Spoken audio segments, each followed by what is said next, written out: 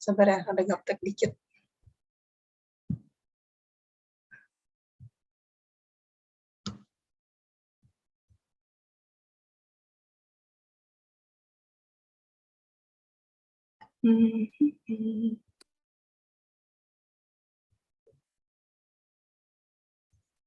All right.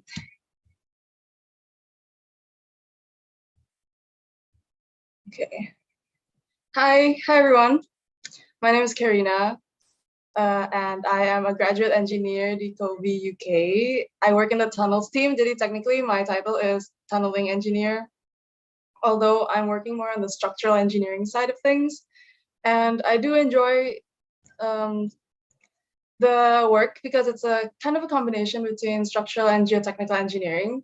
Jadi nggak bosan-bosan banget, kayak nggak terlalu fokus into structures atau geotech, which is quite fun.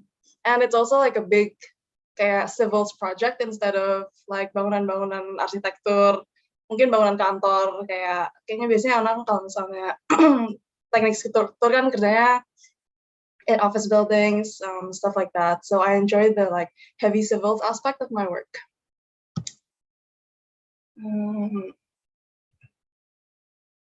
Oh, on the right, by the way, is a photo of HS2, which is a project I'm working on, yaitu kereta cepat dari London ke Birmingham.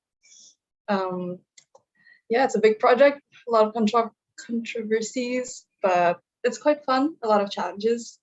So just to start off, I'm going to tell you a little bit about myself, and then I'm going to share some tips and skills and mindset that I think would be very useful if you want to pursue a career in engineering. Sesuai dengan tema hari ini, yaitu skills and mindset. So in second year of university, I went to UCL, by the way, the London University College London, and I took an MEng in civil engineering, yaitu like a combined 4-year master's program. And in my second year summer, I interned at Tarnan Samasepi, which is a structural engineering firm. They're American, and then the project is Wood Wharf namanya, and it's a new development in Canary Wharf. So they have a few buildings, a few museums, and it's quite fun because I got to design like this quite cool building with a funky pavilion on top.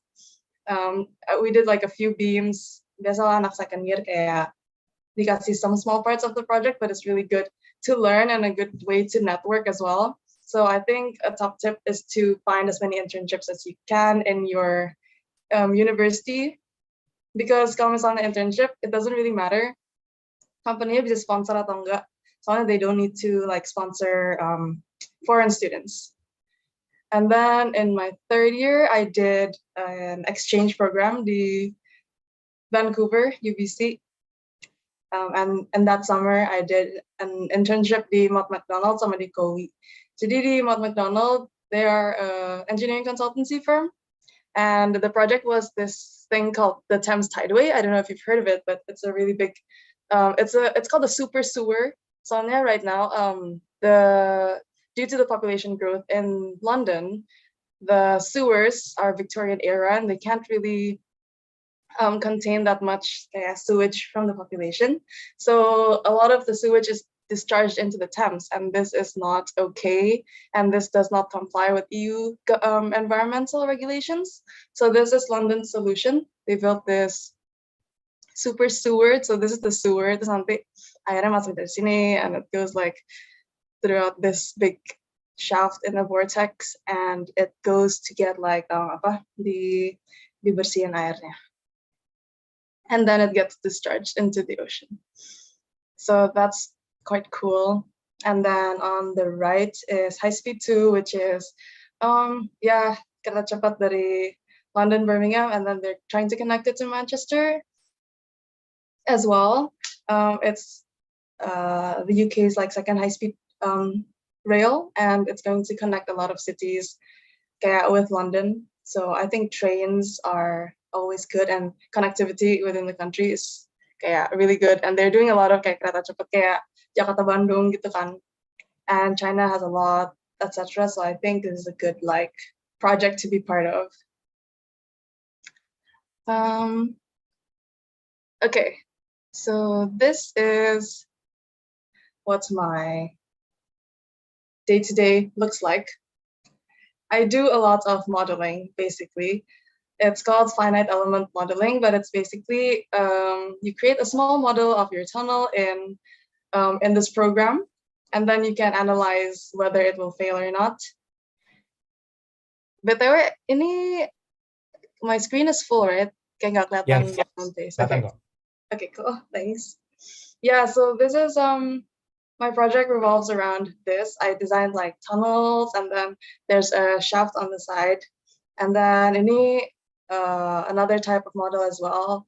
So I think a really important tip is to always be on the lookout on ways you can sharpen your technical skills. Like for example, in university, I didn't really pursue kayak modeling and scripting, but now it's really very much needed in my job, so I had to pick it up during my first year. I started working in 2020, by the way, but I just graduated last week because of the pandemic.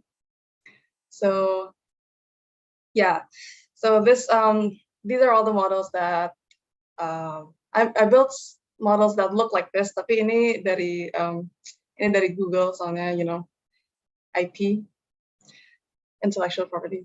But yeah, so I think the second one is also you have to be up for a challenge, because you would think that as an engineer, it's very focused, right? Like as a tunneling engineer, I thought that I would just be working on one type of structure and I would be doing it again and again. So I was a bit apprehensive at first about starting the job, but then apparently you get to work on so many different things. So for example, I was working on this like ground freezing model. It's not really used in the UK currently. Basically you freeze the ground to make it stronger. And then there's a way to model it where you can combine the thermal modeling with the structural modeling, which is quite fun. And also I did some hygrothermal modeling, which is basically how you model the chemical reactions in the concrete when the concrete sets. And hopefully with this new type of modeling, we can like reduce the amount of steel needed. And by reducing the materials needed to make your structure, you can make it more lean and more and with a low carbon footprint, which is really important and what everyone should be thinking about in this day and age. And the next one I think is should be curious, ask questions. If you want to know what your colleagues are working on, you should ask about it, and then maybe you can like saling belajar lah from other people.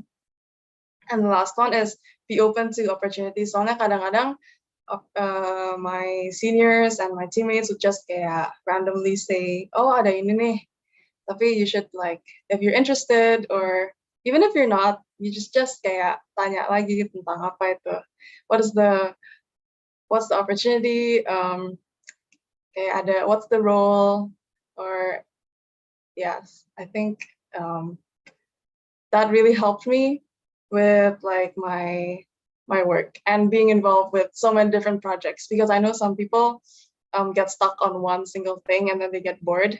But I think with these like tips from me, I've managed to work on several projects, and by working on different projects, I think you get to learn a lot more and you get to work with more people, which is always nice. These are some other things that I do outside of work, but are still engineering related. So I'm a part of COVI's Early Careers Network, which is a young engineers platform where we kind of support each other while we are going to pursue our chartership. We're organizing a conference in the Peak District, which is what that picture is, and that should be fun because basically biasalah kayak berorganisasi gitu, you just mesti proactive, and ini nggak engineering related sih, jadi kayak event organizing, so you kayak nulis proposals, budgets, just asking them for some budget for the event, stuff like that. And this is part of COVI, so jadi I get to like book my time to this. And then I'm also part of ICE's President Future Leader Scheme this year. ICE is the Institution of Civil Engineering, so it's the institution that gives chartership to civil engineers. So, and as part of this scheme, I get to be mentored by the ICE president, which is a great opportunity. And also, I'm part of the community advisory board for water and sanitation in the UK. I don't have much input for now because obviously I'm still a grad, I'm still learning, but it's just a nice way to like network and to get to know what the issues are at the currently, especially water and sanitation is like you would think that it's a problem for global south countries, but London has a lot of issues as well. So it's very interesting. And on the right, I'm also part of the Carbon Champions, the COVI. So we're trying to really push for the for projects to have less carbon footprint because the construction industry is notoriously kayak kotor ya banyak because concrete has very high embodied energy, embodied carbon, steel as well. So we're trying to calculate the exact amount of carbon that we use while we're designing all these structures. That's part of the Carbon Champion scheme, and we're just looking for ways to reduce. And it's a big struggle, but it's a challenge, and it should be fun. Some parting thoughts from me. I think, first of all, you should really go out of your way to explore new things and find what you like by internships or just talking to people who are in engineering but in other engineering industries. A lot of people kind of like switch from maybe computer science or something like that. So I think that's very important because if you are interested in what you are doing, then you would I think you would get more opportunities and you would attract more opportunities. And the next one is, I think, important juga, especially at the office, you need to ask for what you want to do next. So now I work in consulting, right? Engineering consulting. So once you get good at one thing, it's really easy for them to bill you to another project with that same skill. Jadi if you want to grow, you need to say, okay, I want to try something else. I want to be involved in like more soil modeling, for example. So that's another thing. And then the last one is to collaborate with your colleagues. Everyone is really nice. And all these big infrastructure projects, they need all these companies to deliver, right? Kayak gak cuman the civil engineering, butuh juga kayak arsitek lah, kayak the MEP, the hydro guys, the fluids. So learning to collaborate with all these different people is a great skill to have. Yeah. And that's it from me for now. Let me know if you have any questions. Let me know what you guys want to know. Yeah. Oke, mantap. Thank you Karina for the insights. Ini sangat berguna sekali ya teman-teman ya. Jadi kalau yang aku tangkap nih beberapa key takeaways-nya adalah di luar dengan kegiatan akademis teman-teman, mungkin teman-teman yang lagi kuliah atau menjelang tahun akhir gitu ya, teman-teman juga udah bisa mulai nih cari networking juga di luar sana, dan nanti ketika di kerja itu teman-teman bisa lebih inisiatif gitu ya kalau aku tangkap gitu ya, and then know what you want gitu. Kadang-kadang itu hal yang apa ya, kita sering lewatkan lah ya gitu. Oke, thank you so much Karina for the insights and sharing. Aku udah cek Slido nih, udah ada lumayan banyak pertanyaannya, tapi simpen dulu rasa penasaran teman-teman karena selanjutnya kita ada pembicara yang nggak kalah kerennya. Jadi kita sambut nih pembicara kedua kita, Kak Santi. Halo Kak Santi. Hello. Thank you Karina for your very interesting presentation. Aku boleh nggak ya kalau ada beberapa teman-teman yang mau join dengan menyalakan videonya, because I'm really nervous talking on the black screen to be honest. So it's helped me, like talking, actually looking at the face of the people. So please feel free if any of you want to turn on your video, it will help me a lot. Thank you. Oke, boleh nih teman-teman on cam nih. Wah, udah ada nih Tiana udah on cam juga nih. Ada Hafiz Thank juga you. udah on cam. Wah, mantap. Erlina juga udah on cam tadi. Mati lagi. Oke. Mungkin langsung ya Kak Santi sharing sessionnya, aku persilakan. Thank you. Mana nih? Oke.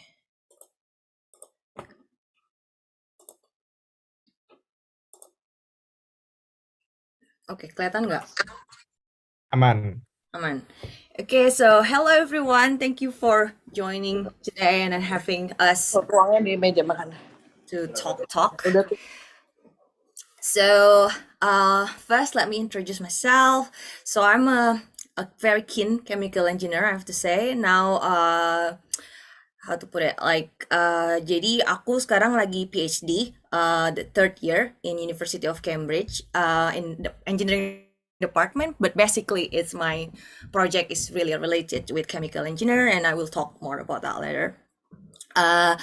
Terus dari how to put it, like I'm really interested in green energy, hydrogen, clean fuels, any renewable energy, carbon capture. So basically anything that is about climate change and how to make this earth stay longer for younger generation. That's the big dream.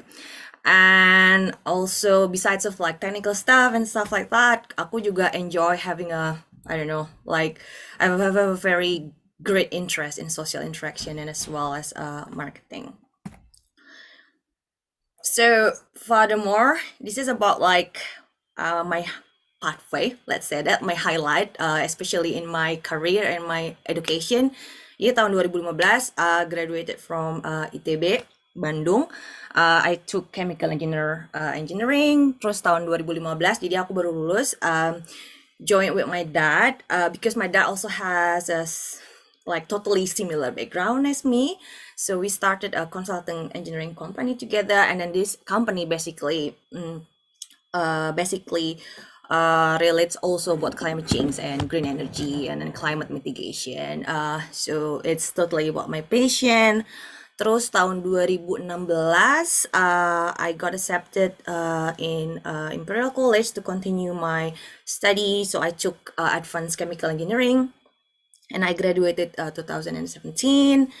Terus I continue work again in my startup in 2017 until I applied for another further study in a PhD, and now I'm doing research about syngas production for the purpose of making fuels, and also doing another project which related to carbon capture.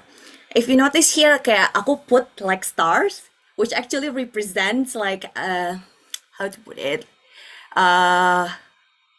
seberapa berat, like star is the represent like how hard it is during like throughout my pathway, and you can see it's actually in ketika aku ngambil teknik kimia di ITB, that's the hardest bit. But then when I work in my startup, it's like, you know, 1 star times so many million over million. So the hardest bit, I think, throughout my career, I have to say is when I work and try to grow my company. So here's a little bit about my company. So check out the website, guys, because it's like I designed it like together with my colleagues. So it's like we never really, so everything like done in house, as in like, you know, we build, like we design our own website, we make it by ourselves. Like it's basically teman-teman yang dari, I don't know, physics engineer or like civil engineer, and then we just like learn by ourselves how to make website, because obviously like as a startup you don't have that much of resources or like support, financial support, so we have to do that by ourselves. And then we started initially just me and my dad. I hired like let's say maybe 2 or 3 people, and now we have like 15 until like I think 15 or 20 people now, and we do a lot of projects from engineering design to like calculate how much emission for a like coal power station in Indonesia, for instance, or like what sort of like green project that the government should employ initially, like what is the project-project green energy atau yang ramah lingkungan yang paling siap lah pemerintah Indonesia buat terapkan. So it's like our project right now is like quite varied. So why did I choose this? Everything, if you remember like my previous slide, I put like 1 star but times like, I don't know, billion number. So it's very hard for me to actually, you know, start and grow this company. But then I don't know, I just found why did I choose this path is because I found what is important for myself. Like every people is different. Like some people maybe like feel,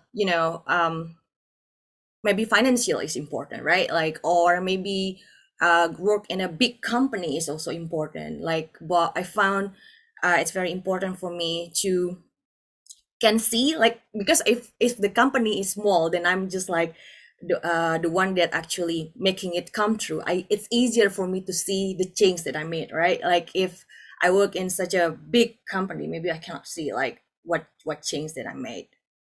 That's the first thing. And also more challenging, I can do whatever I want. I can do like from technical, very very heavy technical things, calculated how design, or I don't know how to explain it, like how to design a power plant, how to calculate like how many energy that I can harvest, let's say from like 1 kilogram of fuel, or like, yeah, very very technical bit. But also I can also explore like the other field as well. Kayak I also do the business, bagaimana kayak kita bisa organize a company, and then also like how the financial, how actually make this company still alive for the next year. So I can do whatever I want, and I can explore so many things, and that makes this job is really intriguing job for me. That's what I was.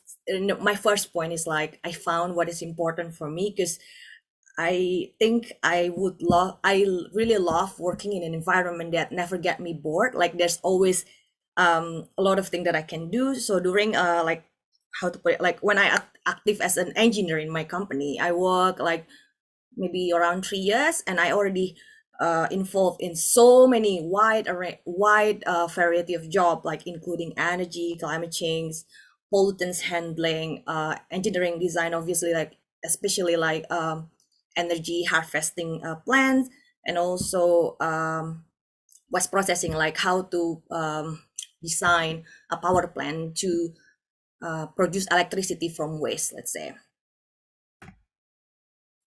Right. So the next thing is like, oh, Santi, I always know what you're gonna do. Nah, it's not true. Like I'm also changed a lot. Like I don't really know what I'm doing since like I graduated from ITB, let's say. Jadi tahun 2015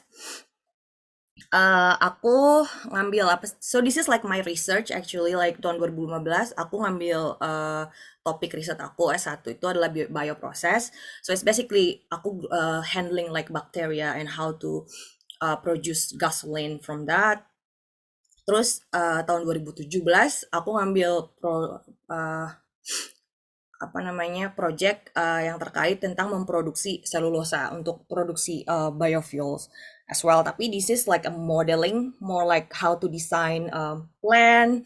Terus kayak ya kalkulasi lah berapa total biaya yang dibutuhkan untuk bangun this plant. That's 2017. Terus sekarang salah tahun itu 2019, 2091 until now. So my research is about syngas production for liquid fuels and carbon capture, and I will describe it later soon. Jadi maksud aku slide ini adalah untuk nunjukin ke kalian bahwa jadi tahun tahun 2017 aku ngambil riset project yang modeling, gak ambil yang lab basah ya, maksudnya experiments, karena I didn't think that I will pursue PhD on 2017, and I changed my mind on 2018. Then I want to pursue PhD, so I changed a lot throughout like my career path. So a little bit about my PhD.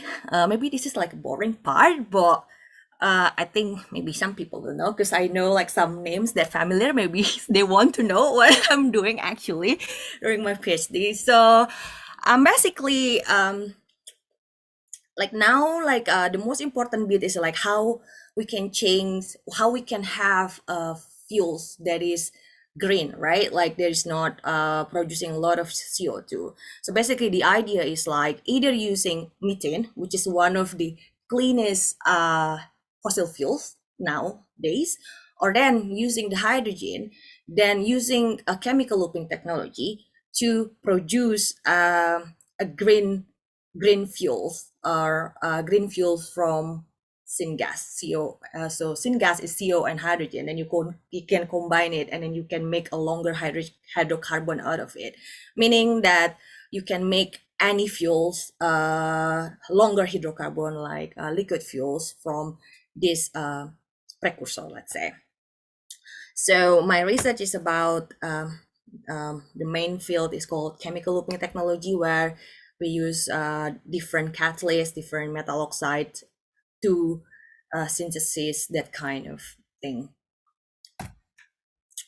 Terus kenapa ya aku ngambil PhD? Like I said before, it's not like I have this plan already since I don't know, since I started my career, whatever. It's always like, tiba-tiba ada satu kejadian atau ada beberapa rangkaian kejadian yang membuat aku kayak, I think I need a PhD. Karena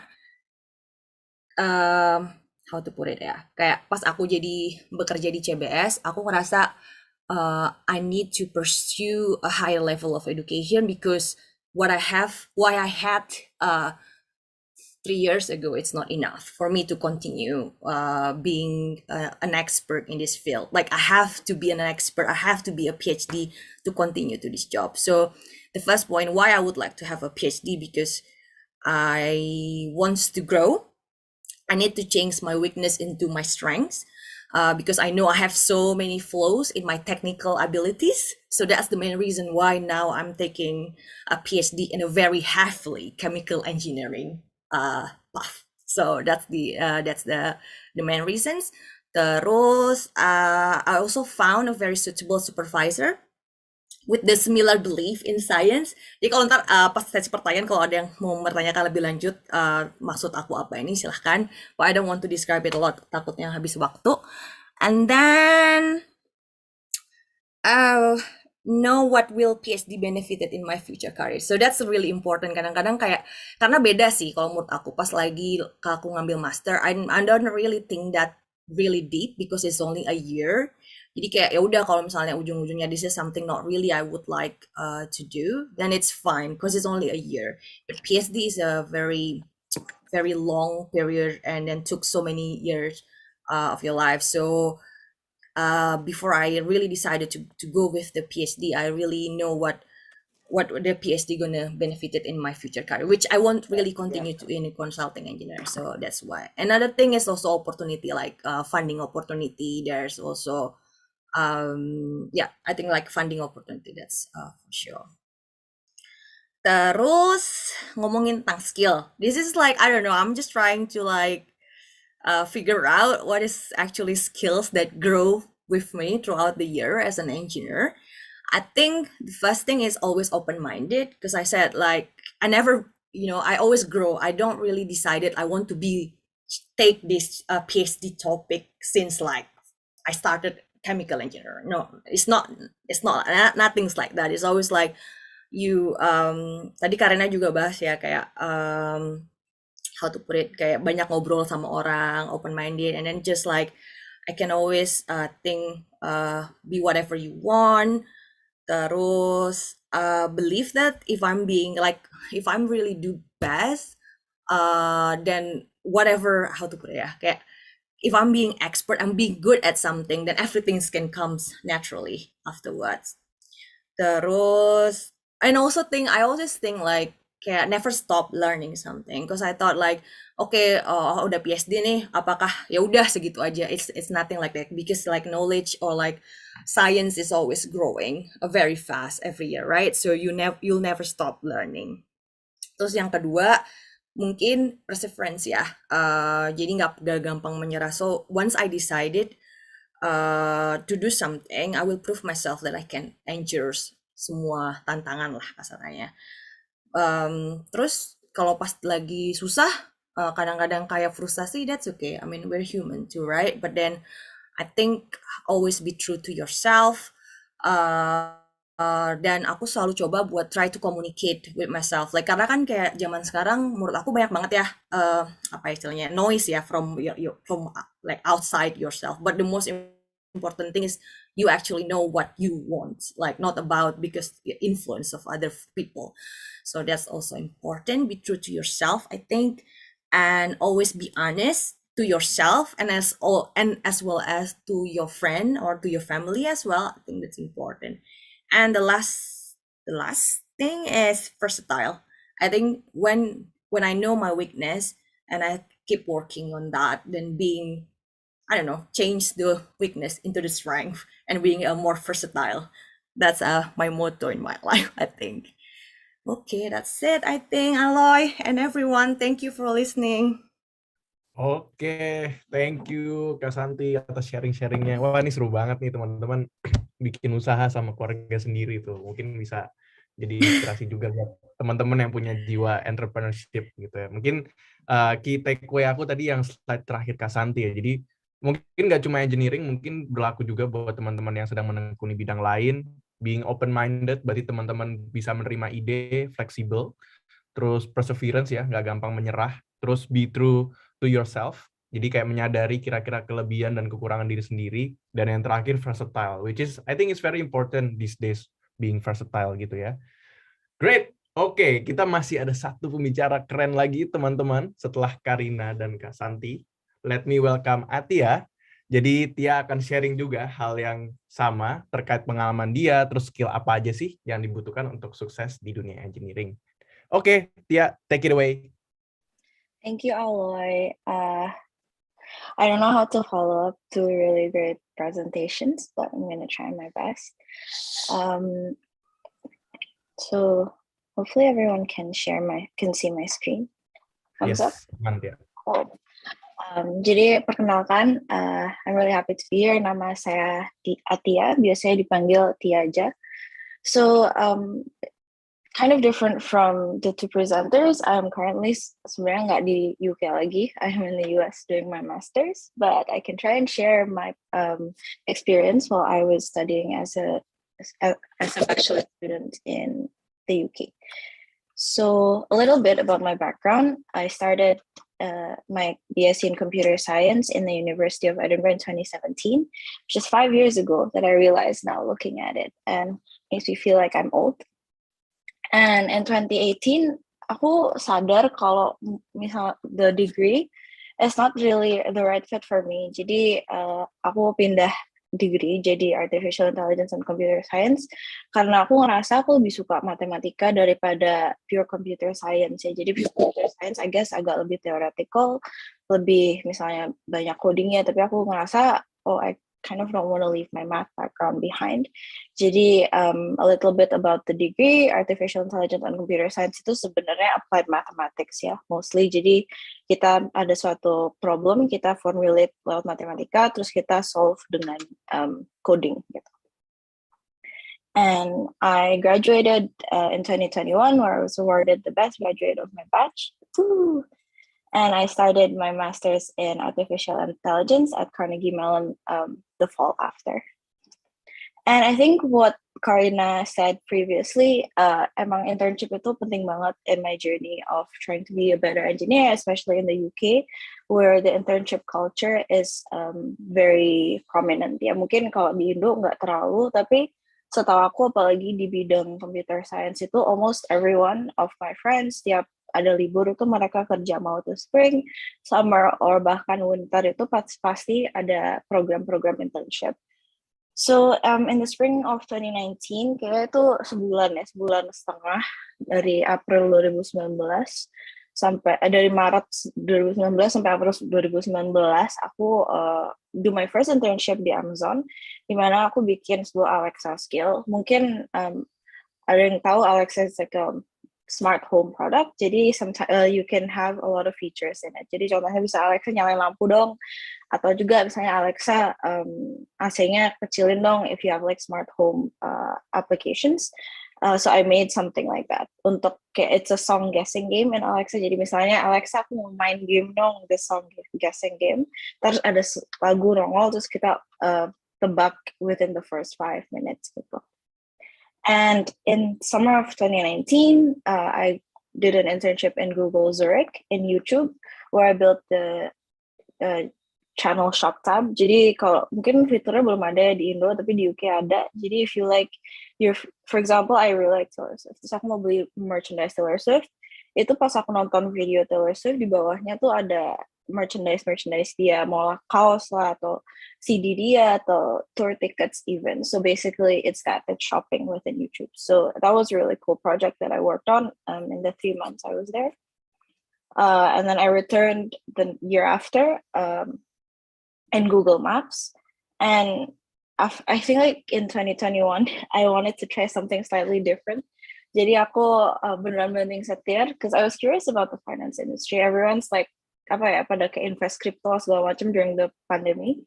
So I feel like the best way for me to learn itu kayak kita jump head first aja gitu. Like I don't know anything about finance. I don't have finance background. I took an intro to econ class in first year, which I tanked horribly. Tapi I wanted to give finance a try before I pursue my further studies. Jadi aku intern di Goldman Sachs sebagai summer analyst. And aside from industry, I was also active in academia. Soalnya aku waktu itu masih belum yakin mau ke industri atau mau fully, research and do a PhD. Jadi if I have as much experience, I can easily, do one or the other. Jadi I think in my third year in undergrad, aku mulai jadi teaching and research assistant in courses that I'm interested in, like machine learning and cognitive science, which is like computational psychology. In my undergraduate university. Jadi di situ pas teaching involves giving tutorials mostly, terus marking assignments, bikin assignment, providing office hours, and my research mostly involve things in this field of natural language processing. I think one of my research topics there is how do I mitigate computer biases in computer vision. Contohnya sekarang kalau mungkin ada yang tahu certain machine learning applications itu dia suka bias towards minority groups. Contohnya kalau kulit kalian gelap, auto adjust lightnya HP kalian mungkin nggak detect, and it's really bad, right? Soalnya kita bikin device ini buat kalangan masyarakat dari diverse background, diverse ethnicities. It should work as well for minority people yang skin colornya minority among minorities gitu. So I think my dissertation it was done to mitigate things like that happening. And I think I started to like teaching and research a lot. Jadi pas aku mulai my masters, aku juga lanjut jadi teaching and research assistant juga, where I taught a natural language processing class, and I'm doing research in that field also. So just a bit of my research interests. Mostly aku suka theoretical machine learning, fairness in machine learning, computer vision, and natural language processing. I think if you have more questions on that, I don't want to bore you about the extreme technical details of what they are, but you can ask on Slido or you can message me after. And I also do a lot of volunteering. So I believe in the power of teaching. If you want to make an impact, I think the best thing you can do is teach. So if you teach someone, they can teach someone else or use their skill for something else, and the impact is just exponential. So there's a lot of schemes that I've volunteered for. 2 of them are actually based in Indo. Jadi pertama Generation Girl is teaching, I guess, anak-anak SMA, perempuan SMA yang misalnya interested in pursuing like a degree in computer science. Kita ngajarin mereka fundamentals of programming, data science, web development, segala macam. Kalau Bangkit Academy itu lebih I guess a little bit more advanced. Ini programnya Gojek, Tokopedia, Google, sama Nadiem Makarim buat ngajarin machine learning curriculum untuk final year students di university Indonesia, contohnya UI, ITB, UGM, segala macam. So I think that was really fun. And lastly, it's called First Girls. This is what I did in the UK. Jadi sama juga mirip sama Generation Girl. This is like a course for girls who want to switch their career from I guess some engineering field to computer science. Jadi juga the courses entail like data science, terus ada web development juga or intro to Python programming. I'm also not a boring person. I have hobbies. So while I was in undergrad, I did kickboxing competitively. That's just a picture that I get hit in the face. but I don't do that as much anymore now because CME is really difficult. And I also used my time in Europe to travel with my friends because I feel like that's a really good way to learn, be more open-minded, and I guess just in general learn about the culture more in Europe. Might as well. When in Rome, I wasn't actually in Rome. And I think the last one is hackathons. I'm not sure if you guys know what it is, but it's very popular kayak di lingkungan computer science. Jadi itu biasanya sekolah-sekolah university UK itu ngadain hackathon mereka. Contohnya, my university is called Hackleberg from University of Edinburgh.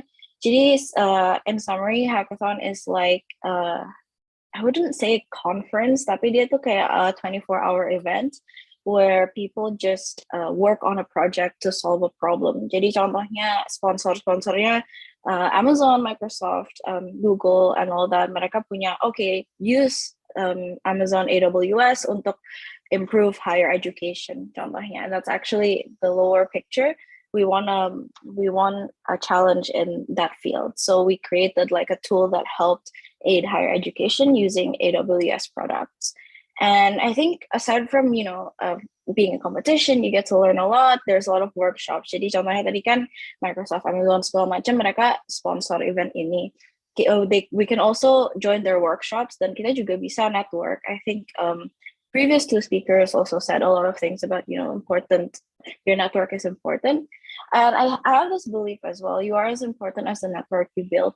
And for CS students, I think the best way to build your network is through hackathon, because you get to meet with recruiters one-on-one, and you can also meet with students with similar passions and goals as you. And you do really make, even though it's just a 24-hour event, you do make friends that last for a long time. So I think every tips that I want to say have been said by the previous speakers. I just want to add one more, is fortune favors the bold. Menurut aku, kalau kita nggak takut, we can achieve so much more. Honestly, kayak my biggest limitation so far yang I found is myself. Jadi aku mau ngelakuin sesuatu, tapi aku takut apa? Takut rejection, takut failure.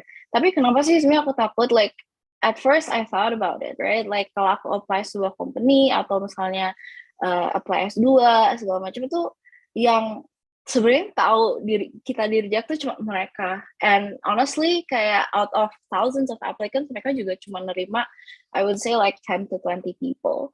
Jadi sebenarnya teman kalian yang nggak diterima itu lebih banyak gitu. So and I also I think one of the reasons why rejection is scary itu soalnya kayak aduh apa ya kata orang sama, but stop caring about that. I think once you go around the hurdle of don't be scared, because at the end of the day it doesn't really matter kalau kalian di reject. Mungkin emang at the end of the day it's bukan jodoh. They have also, I believe that opportunities itu ya jodoh-jodohan gitu. Kadang you are qualified tapi emang nggak cocok misalnya dengan work culture mereka, atau just you're not what they're looking for, nggak apa-apa gitu. And you can always try again next year, mana tahu mereka ada job position yang lebih cocok dengan skill kalian, atau you're gonna go to an organization that fits more about your work ethic segala macam. So don't be scared. I think a lot of people can go so much further if they just overcome the first hurdle of aduh gimana ya kalau aku nggak diterima, aduh gimana ya ini. So just believe in yourself, take that first jump, dan dari situ we'll see from there. Just try your best, and most of the time you'd be surprised with the results. Gitu sih. I think that's all from me.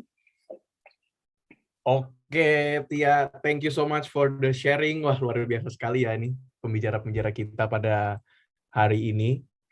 Oke, teman-teman, karena kita sudah menyaksikan 3 pembicara hebat kita, sekarang kita akan masuk ke sesi selanjutnya, yaitu sesi Q&A.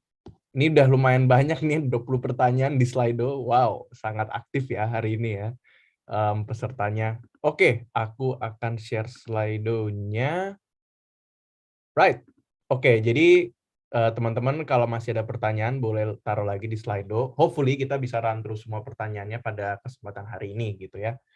Oke, jadi pertanyaan pertama dari Anon nih. Can you tell me the process how you get your first internships? Jadi lebih ke proses bagaimana mendapatkan mungkin pengalaman magang pertama teman-teman gitu ya. Mungkin dari Karina terus Kak Santi baru Tia kali ya. untuk sharingnya. Gimana pengalaman internship pertamanya? Gimana sih cara dapetinnya gitu? Boleh Karina dulu?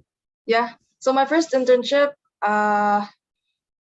aku dapetnya dari my university like tutor actually. So I asked them if they know anyone from industry who, like, usually university tutors have a lot of connections in industry. Jadi tanya aja kayak, hey, do you have any friends? Well, yang like buka lowongan kerja buat internships. But there are a lot of internship openings online. You can Google it. But for some engineering companies, I think my first internship was in Thornton Tomasetti. They're not too famous. So yeah, that's what happened. And also, I think one of them I also got from like messaging someone on LinkedIn. If their company has any internship opportunities. And then usually if you message a person, they will send you an email of another person who is hiring. So instead of going through the online process of like going through HR first, you get to send your CV to like the person who is hiring, which is usually an engineer. And I think that's a good thing to do, although it's very hit or miss. I did get a lot of like kayak dikacangin message-nya, tapi it could work. Yeah, that's for me. Oke. Berarti lebih ke menggunakan koneksi yang ada gitu ya, Karina ya, sama Nggak mungkin ada sih kenal koneksinya. koneksi Coba. dari university berarti. Coba membuat koneksi. Iya, mungkin yang di-highlight adalah mungkin ada beberapa fasilitas di universitas gitu ya. Mungkin nggak cuma di Inggris, mungkin di Indonesia juga ada yang menghadirkan fasilitas untuk career center dan segala macam yang teman-teman bisa gunakan gitu untuk dapetin internship. Dan sekarang menurutku banyak company yang buka internship juga ya, bisa banyak portal lah yang udah ngasih infonya gitu. Oke, mungkin bisa ke Kak Santi mungkin, pengalaman internship pertama mungkin gimana? Mungkin Atia kali ya lebih cocok ya. Aku nggak pernah internship, cuy. Oh, langsung kerja berarti. Oke, kirain ada kan. Oke, Tia boleh. Berarti tadi di Amazon ya, kalau aku nggak salah di deck-nya pertama kali, atau ada pengalaman pertama lagi untuk internship-nya? Silakan, Tia. Sebenarnya my first internship tuh di Body Shop di Indo, but it's in Indonesia, so I don't know how relevant it is to this webinar. Itu pas aku tahun pertama, in my second year, yes, Amazon was my first internship. Jadi sebenarnya, honestly, if you're doing computer science, you have a edge or privilege. Soalnya kalau kalian cari aja summer internship, itu pasti yang nongol mostly computer science. Jadi like your choice itu banyak banget. Personally, I tried reaching out to people, and I believe that again, like you're as strong as your network. Then mostly these connections I get to their hackathons atau event-event tech yang aku attend.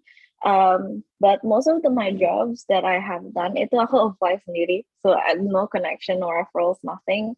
I just click apply, fill in my details, and try to charm them with my skills. Do my best. But I know a lot of people, and I know I have received some, interview callbacks through referrals juga. So it's a thing. And I believe that contacting your school is really a good way to go. Soalnya kayak kadang kita ngerasa sekolah itu cuman, we study, and it's not just the one-way thing. Kita bisa ask for advice sama career center or advisor segala macam. So if you just use those facilities available in your school's career help services, you can actually get a lot. Oke. Berarti tambahannya mungkin ini ya, lebih ke kerja keras juga ya, nyari kesempatan-kesempatan di luar sana. Dan buat teman-teman yang mungkin sedang atau ingin menjalani kuliah atau studi di bidang computer science, ada keuntungan tersendiri ya, karena demand-nya juga sedang banyak gitu. Cool.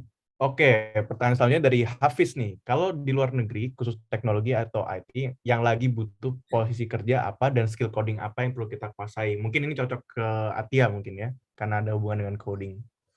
Silakan Atia. I think it depends, yeah. Soalnya there's so many roles out there. So there's, for example, you can be like a cloud engineer, systems engineer, machine learning scientist. You can be a data scientist juga. For me personally, karena aku interested in machine learning research, jadi aku harus kuat skill Python-nya. But mostly because it's applied maths mostly. Yang lebih susah mostly interview questionnya tuh di sisi matematikanya. And I think this is something yang a lot of students di computer science kayak don't really know, is that sometimes you are asked math questions juga di interview. Kadang orang kira kita harus ada fundamentals matematika supaya kita bisa jago coding. That's true, but jangan lupa juga your linear algebra and calculus, soalnya itu penting. And sometimes they ask it in interviews juga. So I would say it depends on what you want to do. Mostly Java, Python, C++ is good. And I think depth is more important than breadth. Jadi lebih penting kalian tahu satu programming language itu as a whole, misalnya fitur-fitur dia, why is it better than the other, when it's more apt to use this language or the other. Itu lebih penting daripada kita tahu banyak banget ya. So jack of all trades, master of none is really true in this situation. Oke, thank you Tia. Pertanyaan selanjutnya, nah ini ke Kak Santi nih kali ini. Kak Santi, gimana sih rasanya jalanin usaha sama keluarga sendiri? What are the challenges? Nah, gimana tuh Kak? Tadi mulai dengan berintip dengan Bapak ya, gitu kan? Ya sampai sekarang sih. I mean like he is the CEO, right? So it's not me. It's like the fight is not over in the office. Let's put it that way. The arguments also like continue in the dining table. Let's put it that way. Terus apa ya? Kayak menurut aku sih tergantung orang-orang sih masing-masing ya. Karena kalau aku pribadi, yes, like I think the most challenging thing is it's hard to put barriers. This is actually personal feelings. This is actually professional. Sometimes like when your boss, in this particular case is my dad, like gimana sih ngomong itu? Bukan mengomentari, apa sih istilahnya? Apa sih? Mengkritisi, thank you. Mengkritisi kerjaan kita atau apa gitu. I sometimes initially I took it like like that, you know, like it's hurt me. Personal feeling, but I shouldn't actually feel like that because it's like work and then work. But I think it keeps improving now. So still learning, guys. Mantap. Ini agak seru juga ya kalau dibahas lebih jauh. Tapi anyway, kita ada pertanyaan lain nih. Pertanyaannya, bagaimana caranya kita membangun network di dunia engineering ya Kak? Mungkin dari Karina dulu kali ya.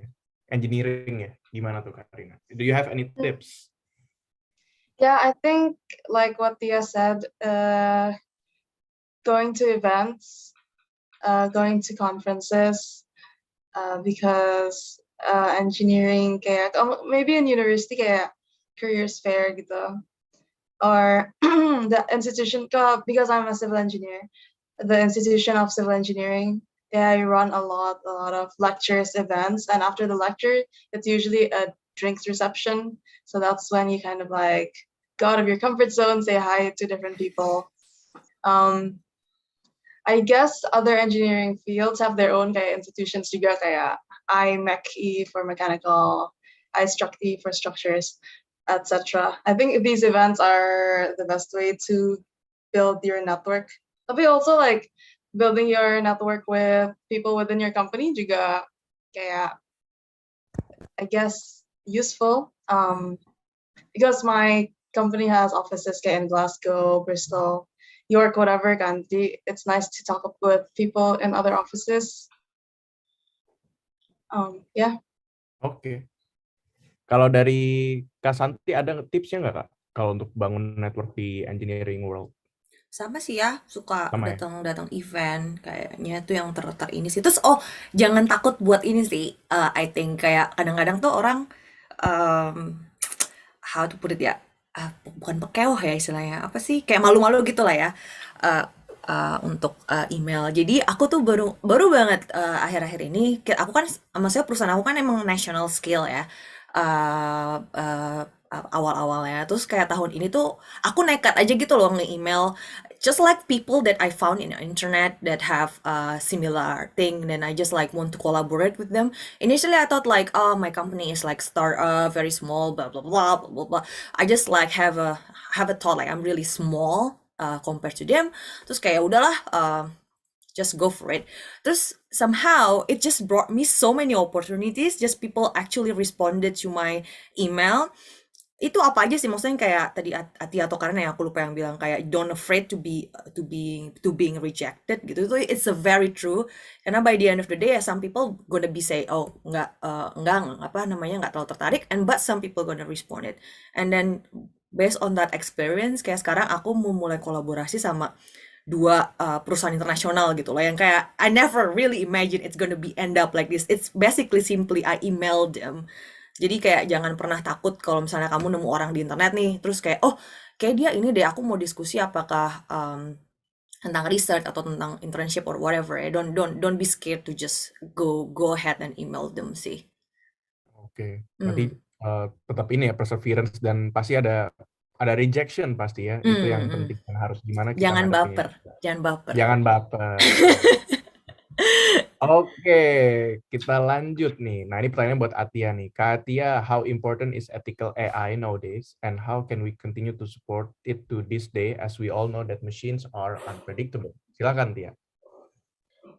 Sebenarnya penting banget ya, soalnya I think I said this previously, kita bikin sistem-sistem ini buat kalangan masyarakat yang sangat diverse, ya dari background-nya, dari their physical looks, segala macam. Jadi kita harus make sure nih work for everyone. Soalnya this product is for everyone gitu loh. And sebenarnya part of ethical AI is to make machines more predictable. Jadi nama fieldnya itu interpretability. Contohnya kita bikin kayak we make a system to classify cats and dogs. Jadi interpretability itu bakal jelasin kenapa dia ada foto kucing. Kenapa mesin ini pilih oh ini kucing? How does it understand that it's a cat? Gitu. Contohnya karena kucing itu misalnya ya in most cases mereka bentuknya lebih I guess like rectangular in a way, I don't know gitu. Jadi mereka mesin-mesin itu bakal jelasin their decision process. Dan karena kita tahu decision process ini misalnya ada a lot of harmful decisions, itu kita tahu kenapa where the machine went wrong gitu. So I guess yes, it's very important.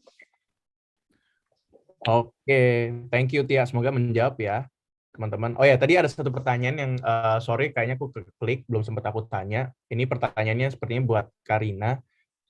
How do we ask questions to our colleagues or superiors at work about other projects if they're not offering it first to us, in order for us to not be stuck in one single project? Jadi basically gimana sih caranya kita punya rasa inisiatif gitu ya untuk nanya project baru ke supervisor kita tanpa mereka yang datang ke kita. Jadi kayak kita jemput bola gitu kali ya. Mungkin Karina boleh share some insights? How, yeah, I think so. First of all, I would raise it in my meeting, quarterly, what is it called? Not quarterly, like annual review, but semi-annual review. But sometimes you have like catch-ups with your line manager. I would raise it with my line manager. Tapi say it in a way that's like, oh, I think I've really developed my skills in this particular thing. I've learned this much during my time here, but I think I'm lacking in this part.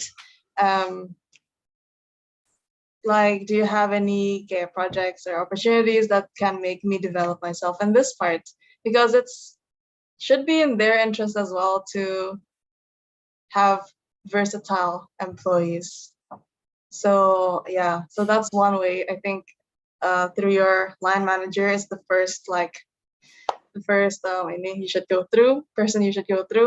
Tapi sometimes I think speaking to people in that project to find out what they are missing or what the actual project entails is nice too, and maybe you can tailor yourself or kind of sell your skills towards that project. Yeah, so Oke, thank you Karina. Oke, kita lanjut lagi ya teman-teman ya. Jadi ini sepertinya bisa dijawab sama 3 pembicara kita nih. Kak, tolong bahas apa saja yang bisa dipelajari di bidang engineering atau informatika. Karena saya siswa SMA yang berminat di bidang engineering tapi nggak tahu apa.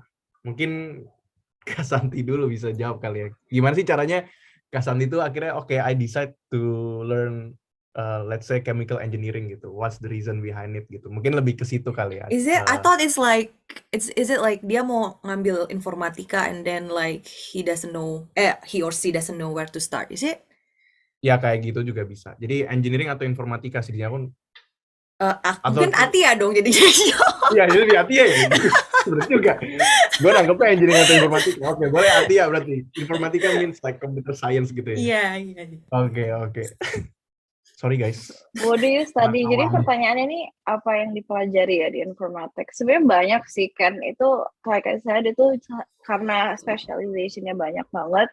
They teach you a lot of very diverse things, especially in undergrad. Ntar kalau kalian misalnya udah tahu sukanya apa itu baru most people do a master. Contohnya I learned from computer systems. Jadi itu hardware, how to interact with the hardware, to to computer security, to basics of calculus, linear algebra, terus juga aku belajar cryptography. I also studied, karena aku jurusannya AI mostly ya data science, machine learning, natural language processing, belajar linguistics juga. Karena aku jurusannya AI, aku juga belajar class cognitive science, which is computational psychology. Jadi itu sangat it's very broad. Mostly encompasses, your skill of logical thinking and mathematics. Tapi application-nya tuh field beda-beda gitu. If you dissect it, itu sebenarnya mostly applied maths gitu. So if you're thinking of doing informatics, make sure that you at least don't hate maths, because that's what you're gonna be doing. Gitu. So and mostly people habis S1 banyak kan langsung S2 in a topic that they like. Contohnya ada yang S2-nya network engineering, atau enggak like me I do AI, or you can do machine learning, atau enggak you can also do you can do security and all that. So yeah, there's a lot. You learn a lot. Oke, thank you Tia. Next question nih, ini juga kayaknya general ya nih ya.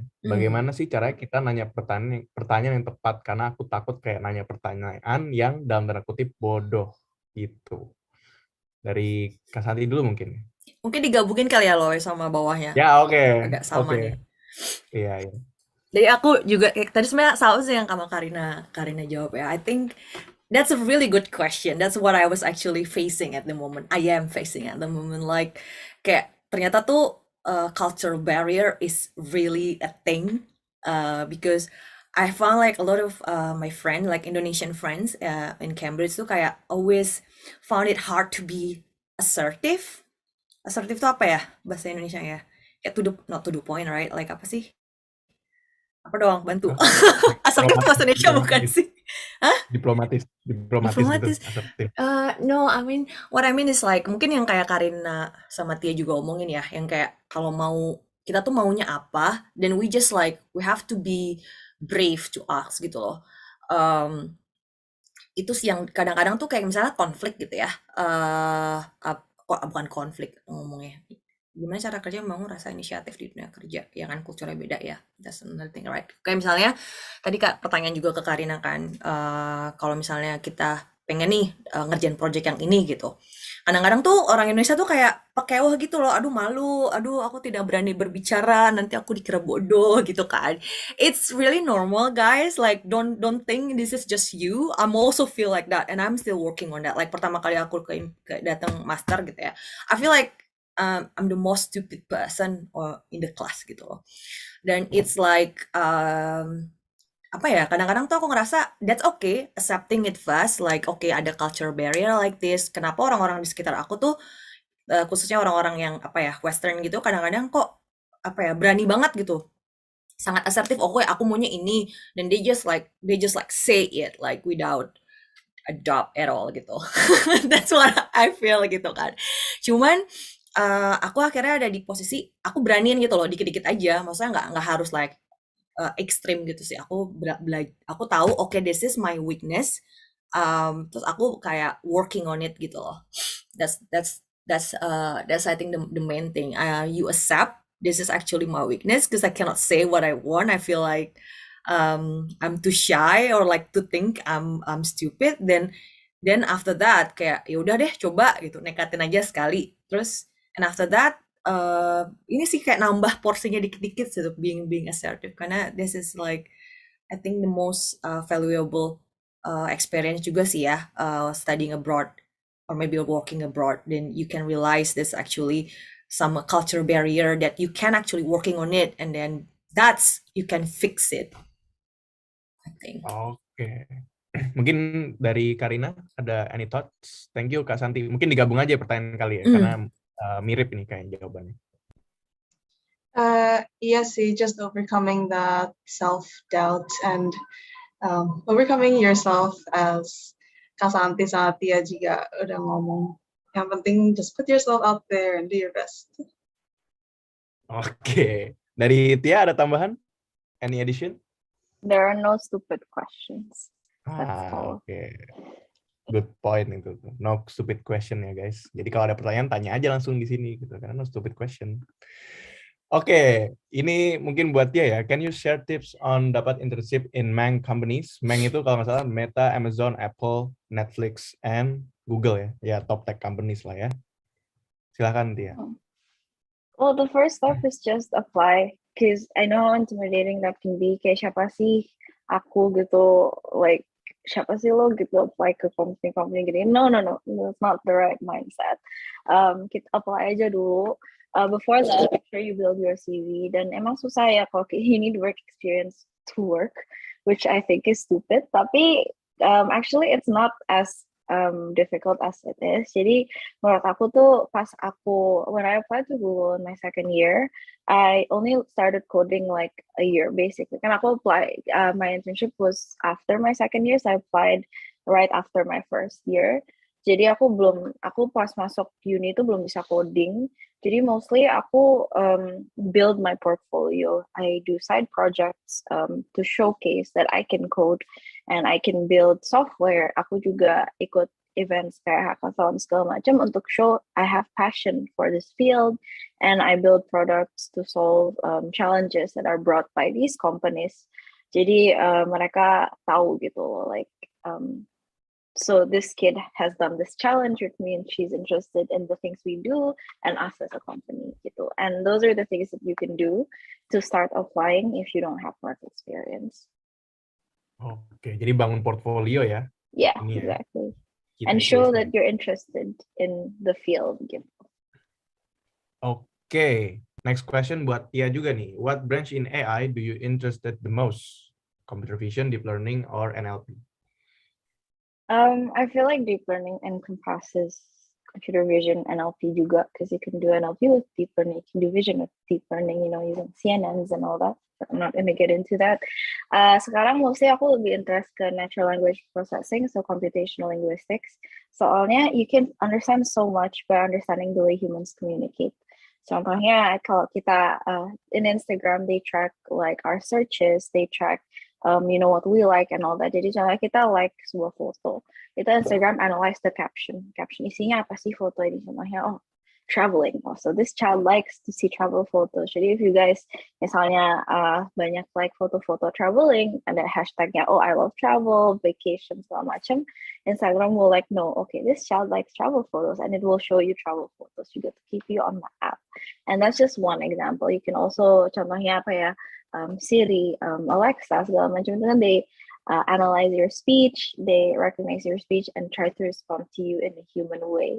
And I think that's really cool. And that's also because I'm interested in human psychology juga, because I took a course in computer science and I taught it in undergrad.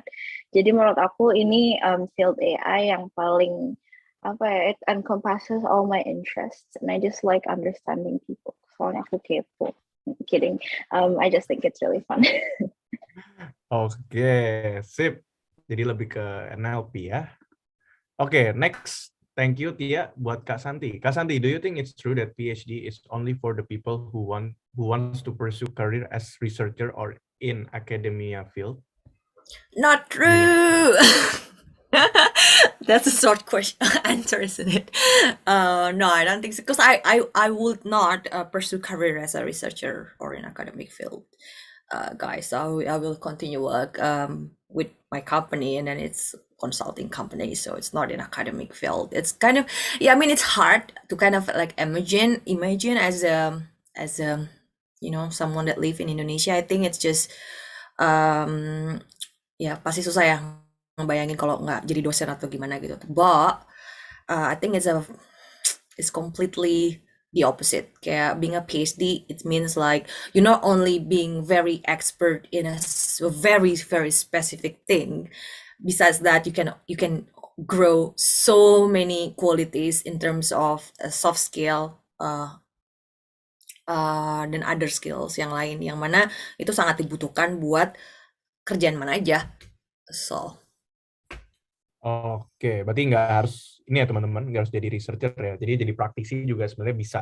Tergantung tujuan teman-teman milih PhD itu untuk apa. which we really Gitu. need. Indonesia really needs a lot of PhD. So Tuh guys, mungkin ada sponsor gitu kan. Oke, dari Anon lagi buat Kak Santi nih. Kak Santi, menurut kakak gimana caranya kerucutin apa yang mau kita fokusin kalau kita suka atau tertarik sama banyak hal? wah, menarik ya pertanyaannya. Iya sih ya, kadang-kadang tuh banyak banget, aduh sukanya ini. Kayak kalau dari Atia kayak semua dicoba sama Atia ya. Which is a good, right? Like it's a good attitude. Like it means like she worked really hard on it. I think it's a very good attitude in a way. Like ya udah kita nggak tahu gimana ya? You'll never know until you try. That's always like what I thought. Kayak ya udah lo coba aja dulu sebanyak yang kalian mampu, and then by the end of the day you're gonna find out gitu loh yang mana yang paling sesuai sama keinginan kita. Jadi kalau menurut aku sih kalau bisa dicoba aja dulu semua yang kita inginin, and by the end of the day give yourself timeline.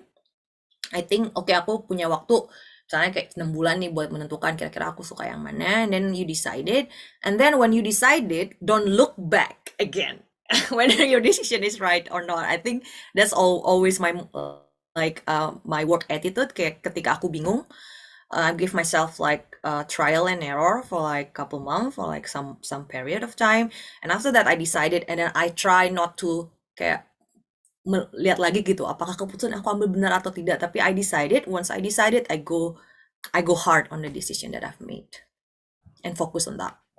Oke, sip. Jadi coba dulu guys, tapi siapa tahu ada yang nyangkut 1 atau 2 gitu kan. Terus fokus ke hal tersebut. That's always my. Oke, sip. Next untuk Atia nih. For Kak Atia, have you ever worked on a project that didn't work as expected? Of course. I think that's very much inevitable in any field, particularly CS. Soalnya kita we're going to solve a problem yang kita, it's like it's science, right? You don't know if it's going to work or it's not. You build experiments to prove or disprove a hypothesis.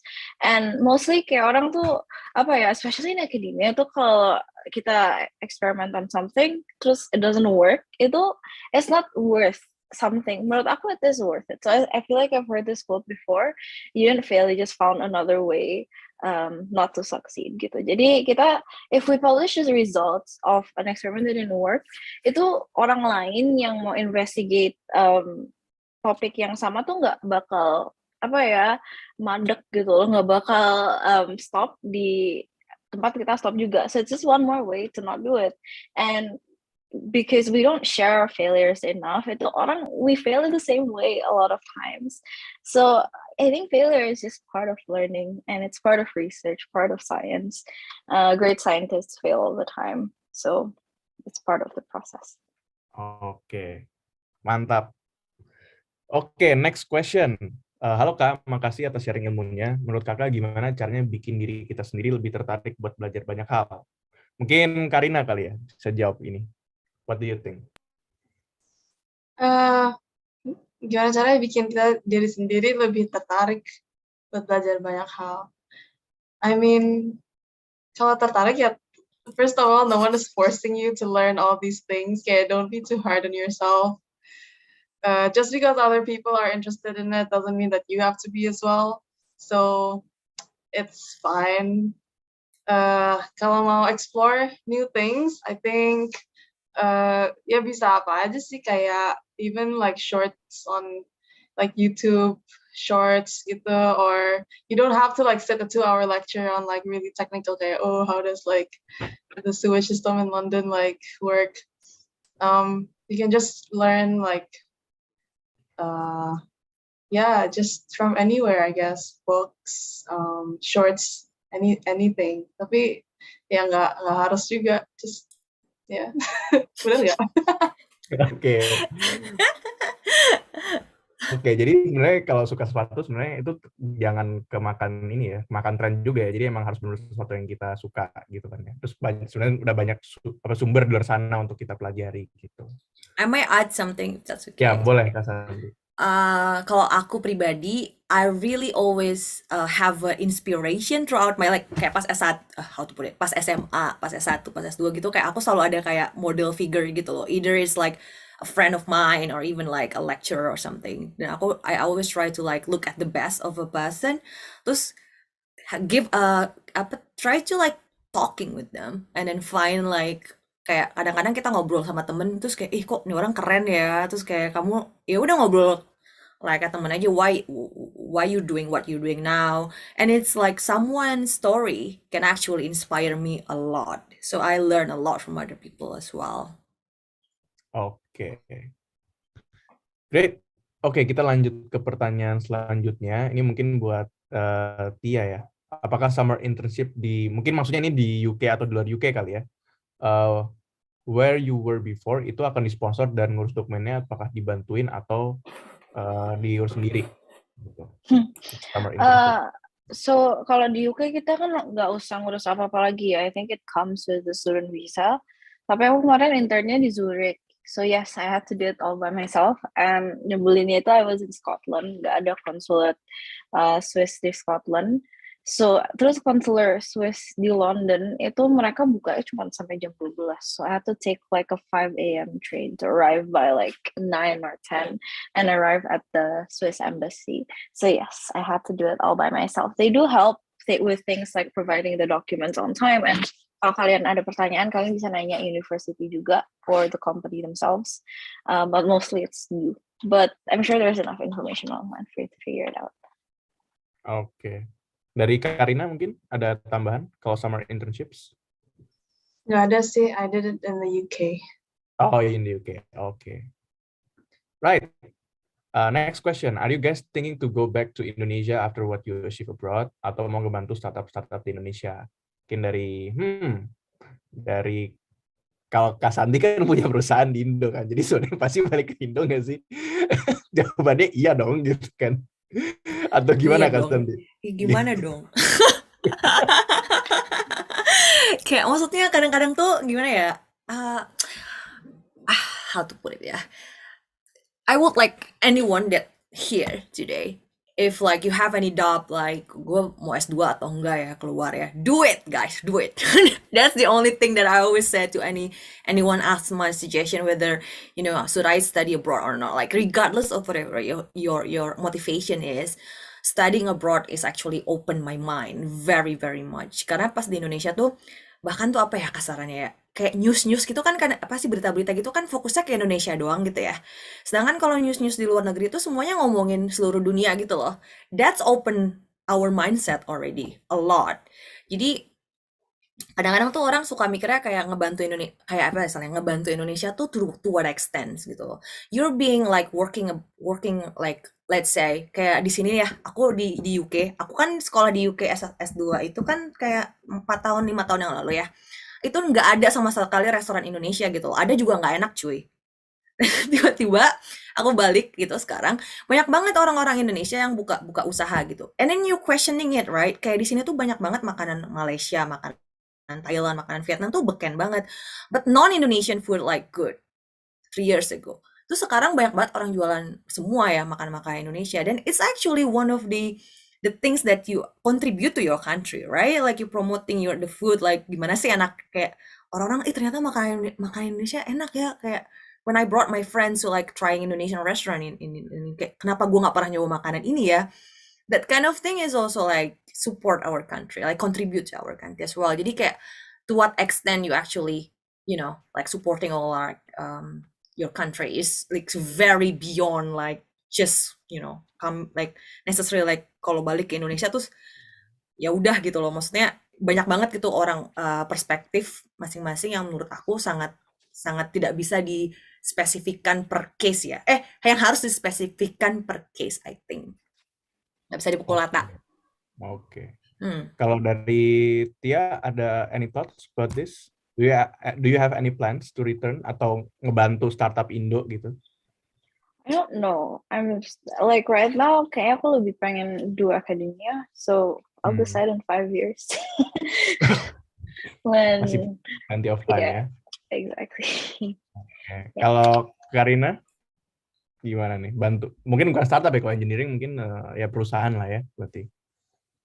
Yeah, same here. I haven't really decided. I'm exploring kayak I guess the issues guys surrounding the Sustainable Development Goals would be something I'd be interested in, but I don't know how yet. So still exploring in that area. I mean, of course, pengen ngebantu. I mean, kan gede di Indo. Belum tahu aja the most effective way to do it with my skill set, I guess. Oke. Semoga menjawab ya, teman-teman. Next question, why do you choose your fields right now? What kind of unique selling point do these fields have? Dari Tia dulu mungkin. Kenapa pilih AI ya, berarti ya? Why did you choose AI gitu? I think it's because I like maths. Pas SMA aku emang kayak like I like all the other sciences a little bit too equally to choose one over the other. Jadi contoh aku senang biology, tapi apa sih kalau orang kan biologi, jadi dokter, but I'm scared of blood, so I can't do that. Terus I'm really bad at chem, so Kak Santi is great because she knows chem. I think it was like the bane of my existence in high school. It was hard. Physics I also like, tapi kayak aku nggak terlalu, there's not really one that I like in particular. Jadi aku suka matematika. Terus kayak, oh my god, what do I do? Dan karena aku lebih suka applied things juga, dikasih saran udah do computer science. Pas aku di uni, aku ngerasa computer science terlalu practical for me.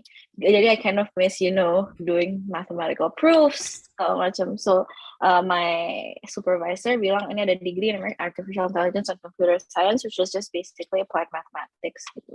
So I think that's why I chose it. It has a good amount of practical and theory that I'm looking for. Oke. Next mungkin Karina, kenapa pilih bidang yang sekarang sih? I like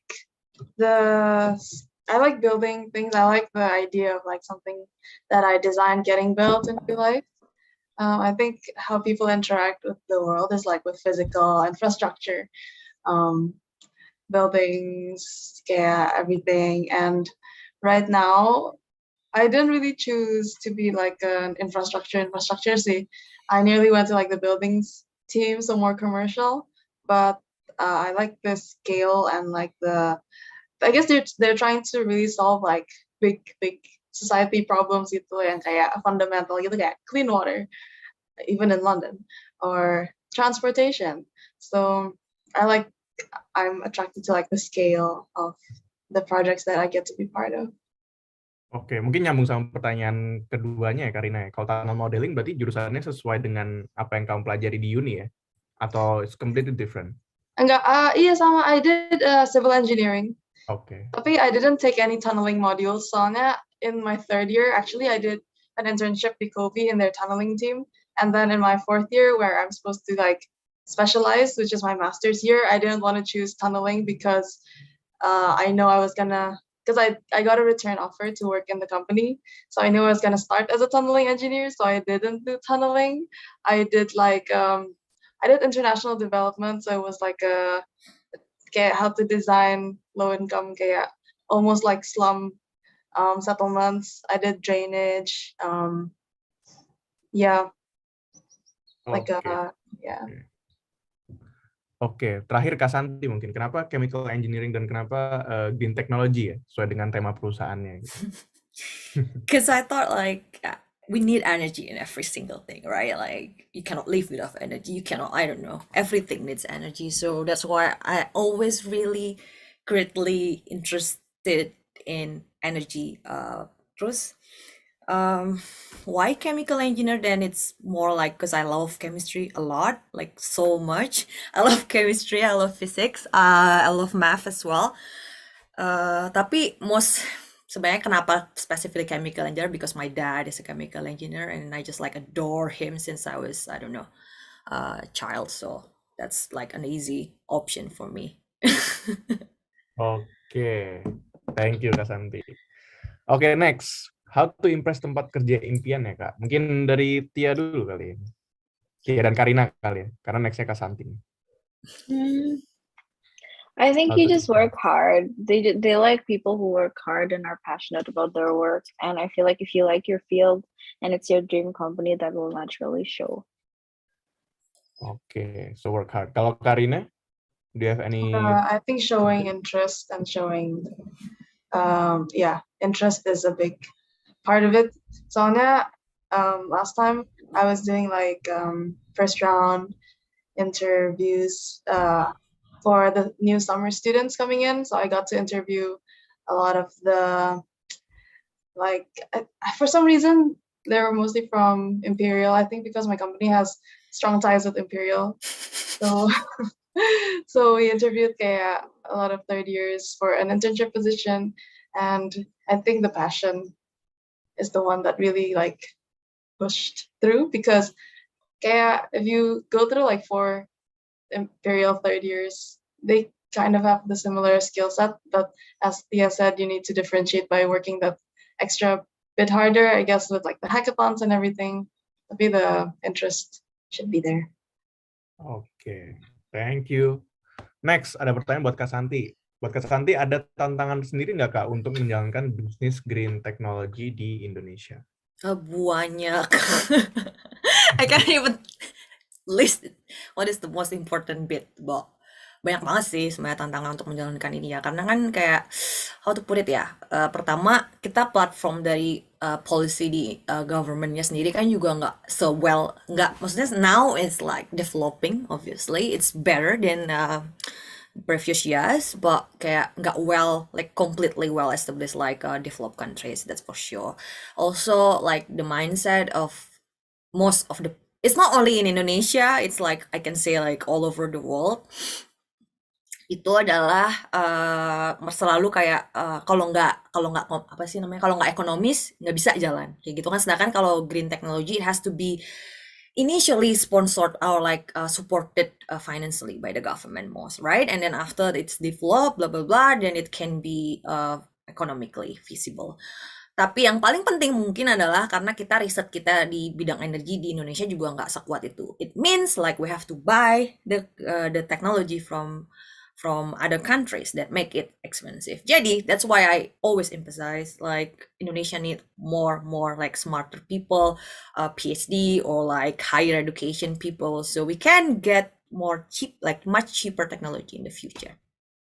Oke, thank you Kak Santi.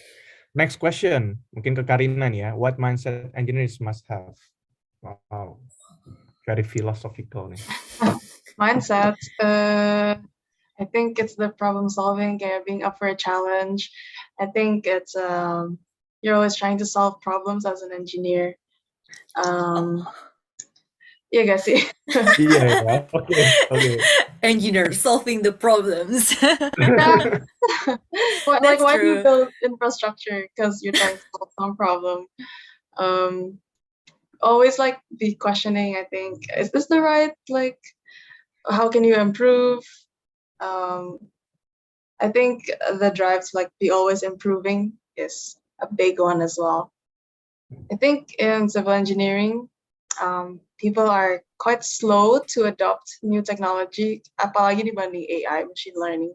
Kayak civil engineering jauh banget di belakang, especially because it's the construction industry. It's very kayak the supply chain is already very established. Terus it's all the plants buat bikin concrete and steel udah kayak susah buat dibikin lebih, buat di digitize and make more efficient, but that's a big challenge as well. So I think those two for me. Kalau dari Tia, engineering in your perspective berarti ya di dunia computer science gitu, what kind of mindset yang dibutuhkan? You have to not be scared of change, because that's literally like what's happening all the time. Jadi kayak misalnya kita work on something, terus ada satu, I don't know, like one topic that comes in that might either prove or disprove your what you're working on. Kita have to accept it. You know, like the field is moving fast. Everyone's working with the same problem as you are. Someone will come up with a solution faster. Someone will prove that your solution is wrong. You know, that happens. But kita harus open-minded aja sih. We accept the science and move on. Oke. Kalau dari Kak Santi? Pertanyaannya apa itu sih? Mindset seorang engineer. Nah, itu tuh. Sorry, gue emang bad habit centang-centang. Jadi Daydreaming malahan. Aku tadi mikirin iya ya Karina, aku jadi mikir kayak being engineer is always like why engineer is cool because we solve the problem. I just thinking that in my head. I'm sorry. But I think ini sih tadi slide-nya Karina yang bilang we have to be collaborate. I think that's also the thing being engineer is like lo nggak bisa bangun pesawat cuman orang mechanical engineer, orang electrical, but you need all the chains of engineers. Like engineer is a lot of people that working in a bit, and then together, right? So I think that's a really mindset in engineering, like collaboration. Oke, mungkin lanjut nih Kak, ada pertanyaan buat Kak Santi juga nih. Tadi Kak Santi sempat mention believes in science. Itu maksudnya gimana? Itu sih how to put it ya. Karena kan kayak misalnya kita punya di bidang energi sendiri, green energy sendiri ya, ada orang yang percaya teknologi baterai misalnya, ada orang percaya apa-apa gitu ya. Atau misalnya solar PV gitu. Maksud aku how to put it ya, kayak ketika ngomongin tentang green energy gitu, what I do believe the most efficient way to do it itu tuh sama gitu loh sama supervisor aku idenya, karena kan science itu not an absolute true ya, kayak misalnya yang kamu temukan tahun ini gitu, 20 tahun yang akan datang orang lain tuh bisa aja menemukan you are totally wrong. Like science is always evolving, right? So it's also about like argumentative between scientists, right? So like what I believe is similar with my supervisor. That's why I chose him as my supervisor. Oke, thank you. Next question. Apakah di dalam dunia engineering masih ada stereotype yang bilang engineer itu cuma orang-orang jenius? Coba mungkin Karina kali mulai dari sini ya. Is that true? Enggak sih. Emang ada stereotip itu ya? I don't know. Mungkin Justru to a certain extent ada kali ya. To a certain kayak I don't know. Kayaknya enggak sih. I think in my experience malah it's important to have more like women and minority representation, because one of the reasons I chose my team is because we're quite like diverse. There's quite a few people, international people, tapi some other places that I've interned and like some other teams that I see during my internship is very white male focused, heavy. So I think itu salah satu stereotype that I think should be outdated. Jadi udah outdated ya. Jadi sebenarnya it's for everyone gitu ya. Oke, mungkin kita lanjut nih. Halo Kak Tia, mau nanya nih, from all the hackathons you did, which project yang paling membekas di hati? Asik, membekas di hati nggak tuh? I'm not really sure. I've gone through a lot. Kayaknya mungkin bukan project ya, but like the experience yang paling berkesan is the first one. I went to my first hackathon in Barcelona. Also, these hackathons, kayak misalnya aku harus travel kan dari Scotland ke Barcelona, they will reimburse the travel up to 100 euros, which is a lot. And a plane ticket from Edinburgh to Barcelona, I think is less than 100 euros. So you basically get to travel for free. And I think aku beneran itu pertama kali membuka open my eyes to community. Ada community orang-orang yang beneran passionnya exactly the same as I am. So kita kan we're so excited when you meet someone and they have the same interests as you. And imagine like that, but scale up to 1,000. So aku beneran I learned so much. Mereka ada workshop yang ngajarin how to use certain services like web services, how to use AWS, how to use Azure, dan itu sangat it really taught me a lot. Even though aku cuma ada 24 jam, aku belajar banyak banget gitu. So I think the first one I was like, oh my god, I'm learning so much. I'm meeting so many cool people. Why haven't I done this since I arrived in the UK? Gitu aja sih. Oke, thank you Tia. Nah, ini pertanyaan terakhir untuk menutup sesi kita pada hari ini. Dari Hafiz, how you be enthusiastic and self-motivated in your internship or work to be able to work according to the knowledge and skills that have been taught on campus? Mungkin dari Kak Santi ya, mungkin pengalaman kerjanya gimana sih? Biar lebih antusias, lebih self-motivated, gitu. Dan mengaplikasikan apa yang sudah diajarkan di kampus. Gitu. Masih mute kayaknya. Oh ya, muted. Self-motivated ya. Itu sih yang mungkin kayak apa ya? Sometimes I think the most common thing is you always very hard on yourself, but like having a hard time isn't really normal because we're human. So sometimes I think when you got depressed or demotivated, you have to be apa ya? Kayak communicate with yourself a lot. Asking, ya sih kayak kalau aku pribadi sih suka istilahnya apa ya, merenung. Tua banget. Merenung like what I have already done, is it really what I want? Terus juga surround yourself I think with a support system, teman-teman, keluarga dan sebagainya yang kayak really know what you actually really want, and then keep motivating you when you're down and you need someone that actually saying, oh, you're okay, you're doing well, that kind of thing. So yeah, surround yourself with like a lot of good people. Oke, surround yourself with a lot of good people itu very great tips tuh guys. Kalau mau produktif, bergaulan dengan orang produktif ya. Betul. Jangan, kan orang-orang suka gini istilahnya ya, orang-orang suka kalau milih-milih temen, ya emang gua harus milih-milih temen dong. Ngapain aku mau temenan sama orang yang making you down, right? Yeah, you have to choose your friends correctly. Yes. Oke. Dari Karina, any thoughts? How do you show, I think maybe how you show your enthusiasm during your internship, I think is again, try to be engaging, ask questions, and that way the employer will know that you are interested instead of just like, of course you still have to get your work done and your billable hours you need to sort that out first. But the difference between like, I think the interns that I see and when I was interning as well is, I think, being engaging in conversation with everyone in the office, which is kind of hard to do during the pandemic, but we try. Okay, thank you Karina. Lastly, dari Tia, any thoughts? I think it starts from choosing the field yang kalian beneran interest, kalian beneran passionate. At the end of the day, work won't feel like work. Dan itu beneran I've worked with a lot of people yang emang beneran passionate. I work with a lot of smart people who hate the field.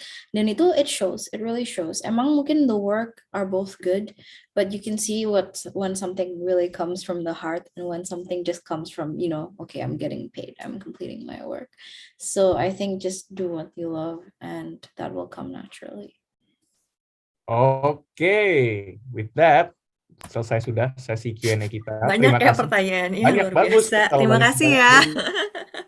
Terima kasih teman-teman yang sudah bertanya, dan terima kasih juga of course to our amazing speakers yang sudah menjawab pertanyaan dan udah ngisi sesi pada hari ini. Nah, sebelum kita tutup teman-teman, aku mau request terakhir kali ini mungkin bisa turn on your camera karena kita akan ada sesi foto bersama nih.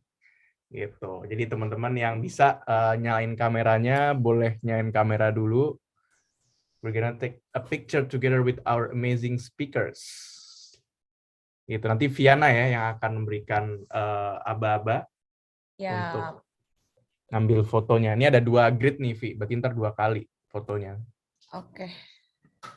Di gue cuma 1 grid nih, Oloy. Oh, udah 1 grid doang ya? Oh ya udah, aman. Aman. Oke. Yuk pada nyalain yuk kameranya. Halo Bangkit.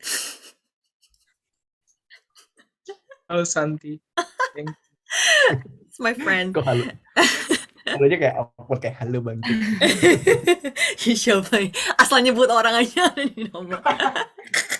Oke, Viana kayaknya udah nih. Let's go. Oke. 1, 2, 3. Lagi ya 2 kali. Siapa tahu mau gaya bebas.